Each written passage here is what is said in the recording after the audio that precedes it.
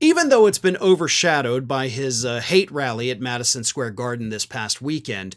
Prior to that, we were dealing with a lot of former people that worked for Donald Trump telling us that the guy is basically Hitler. You know, what J.D. Vance said back in 2016, but now he's Trump's running mate. And Vice President Kamala Harris was asked in an interview last week if she thought Donald Trump was a fascist. She said yes. A new poll out late last week showed that 50% of the country believes that Donald Trump is a fascist. When they were given the definition of fascism, they said, yes, that's Trump. So it's not like they just said it because they didn't know what it meant. They were explained what it meant, and they said, yes, that's him. So Trump's dealing with a lot of, is he or is he not Hitler? And because of those attacks, Donald Trump has been forced to kind of change up the closing message for his campaign.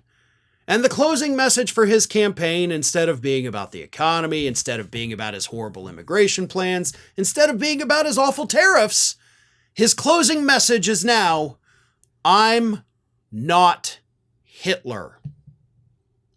Not exactly where your campaign should be just days before the election. You shouldn't have to be going out there and saying like, hey, vote for me because I'm not Hitler. Here's what Donald Trump actually said at a rally in North Carolina this week, where he delivered this closing argument. For the past 9 years, Kamala and her party have called us racists, bigots, fascists, deplorables, irredeemables, Nazis, and they've called me Hitler. Now we're called Nazis and I'm called Hitler. I'm not Hitler. I told him for years, literally, never use the term Nazi or Hitler, talking about his dad. Now they're using it on us. It's unbelievable.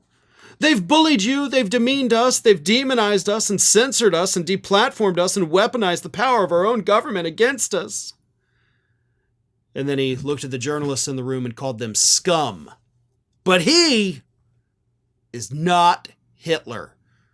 So when you go to the polls next week, or if you're early voting this week or voting by mail, just remember Trump wants you to know not where he stands on economics, not where he stands on foreign policy, domestic policy, immigration. He doesn't want you to remember any of that. He just wants you to know he's not as bad as Hitler.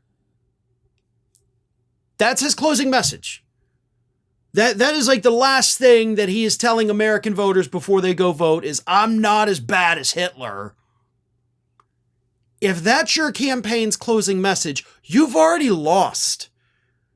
If you're having to sit and respond to the people who worked for you, comparing you to Hitler, talking about how you liked Hitler, then you've lost the game.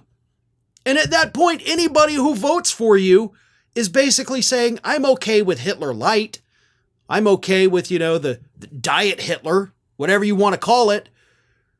But that's what you're saying if you're voting for this guy. In fact, it's so bad. Melania Trump actually came out of hiding this week, went on Fox and Friends, and said that her husband, the man who she spends no time with at all, he's not Hitler.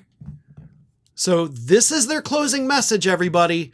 Vote for Trump because he's slightly better than Adolf Hitler. Just slightly.